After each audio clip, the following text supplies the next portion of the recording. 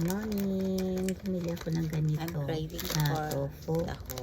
So I bought this kind of And then, tofu experiment and ako I ngayon. Bumili ako. warm it in a microwave and tastes good. Naku, pinainit ko siya. I just add Sa sugar microwave because we lang. don't Ayan. have our nipple here. So the texture Mainit kasi. is soft. Yan na siya. Looks like the Then, same. pag hinalo-halo mo na It's siya, just there's no sabu-sabu. Taho.